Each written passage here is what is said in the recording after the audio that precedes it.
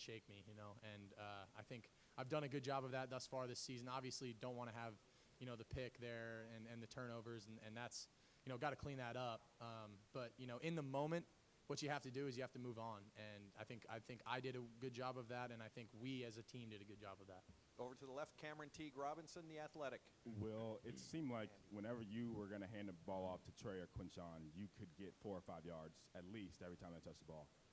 What kind of confidence does an offensive line that dictates pace like that give you, whether in the run game or in the pass game? A ton, man. That was a huge emphasis coming into this game. We knew we needed to be physical, play downhill football, and go at them. And I think our O-line took that challenge and ran with it, man. And those dudes are bad SOBs, man, and they're coming downhill and just rocking people off the ball. And I think they're playing really, really good football right now. They're just continuing to get better every single week. I think they played really well last week. I think they played I haven't watched the film yet, but I think they played really, really well this week.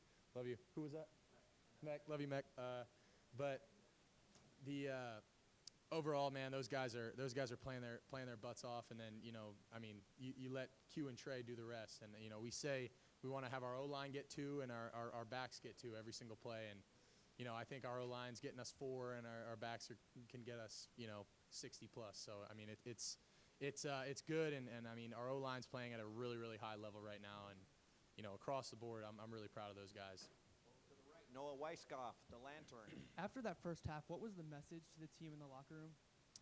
I mean, I wouldn't say anything was really different, man. It was we just came out and we said, it's a new half, and we always put the emphasis on that middle 8, and ending the first half the right way and starting the second half the right way. And we did not execute the middle half in the first half, but coming out of the halftime, going down, getting a score, getting a couple turnovers, like that was huge. And that was, our emphasis was like, we have to come out and start fast. We got to go down and get a score.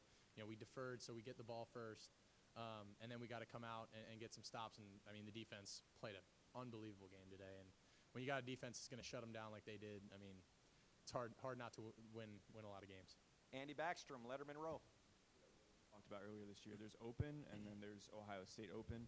How much did that factor in the red zone with Emeka, and just where are you at with kind of adopting that? Yeah, absolutely, man. It's one-on-one, is they're open, and I've said that, and I have all the trust in the world in those guys, and I've seen them do it in practice.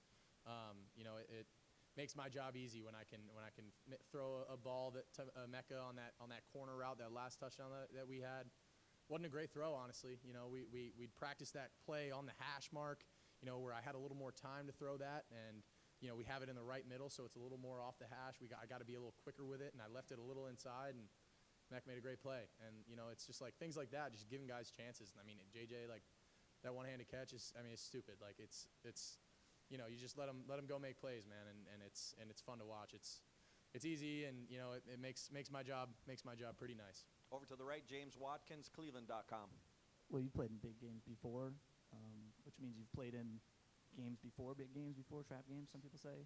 What do you think you learn about a team in these kind of moments, and what did you learn today? Yeah, we said this coming into this game, we were going to learn about this team. We're going to learn a lot about this team and our toughness, and our our ability to block out the noise and go down and get to work. And we knew we had a big one coming up this week, but we knew that this was a big one too. And I think our ability to just come out there and play some smash mouth football a little bit. I think we started well. The first quarter we only had one drive, but it was 14 plays, and we went down and scored. And the second quarter, just 2 turnovers, a turnover on downs. We beat ourselves. It's never the other team beating us is us beating ourselves, but it's all about how you respond. And we came back and we did a great job. So I'm proud of the way that we played, but we got a big one coming up next week, so I'm excited. If we can start to wrap up with Donovan Jackson in the back, please. And we have 2 more questions for Will Howard up front. Bill Rabinowitz, Columbus Dispatch. Yeah, everyone has been pointing to this Oregon game all season. Iowa's obviously a test. How well prepared are you guys? How do you feel going into that game with all the stakes? I think confidence-wise, we feel great. We've continued to iron things out and get better every single week, and I think that's true. I think we've learned a lot about ourselves and about this team. I think going into this game, we know that it's a big one, and I haven't really looked at it yet. We knew that this Iowa team was going to be a good team, so I mean, I looked at it a little bit, on the bye bye week, and I started checking them out and seeing, what they're about. And, I'm excited, man. It's going to be a good challenge. Played against Dylan a couple times. He's a great player. Their defense is good. I know Coach Lanning is a good coach, and he's going to have them ready. So I'm excited to get home now and start watching some film and get ready for these guys. And final questions for Will. Tim May, Letterman Row. Yeah, just real quick, Will.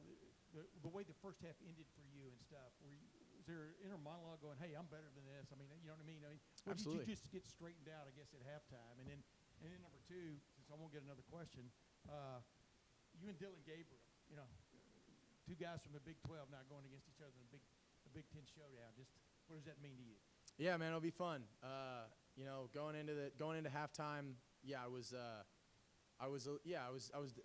pissed at myself, because I feel like it's uncharacteristic, putting the ball in harm's way like that. I want to be safe with the ball in my decision making. I'd like to hang my hat on that, and it's just like, but at the end of the day, man, like, you just got to flush it and move on. You can't dwell on it too long in the moment. We'll go back right now, and I'll go watch the film and gonna be critical as possible and say, can't do this. Got to be better. But in the moment, like, it's very, very, very important to just move on and brush it off. And then, going into next week, with Dylan, man, I actually, in 2022, we played at Oklahoma. And that was Adrian was still playing, so I never actually have got to play against Dylan. But I know him. He's a good dude, man. And, I got one of my boys from K-State's one of their safeties. So I'm excited to go out there. It's gonna be a fun game, man. Great. Will, thank you very much. Thank you all. Go Bucks.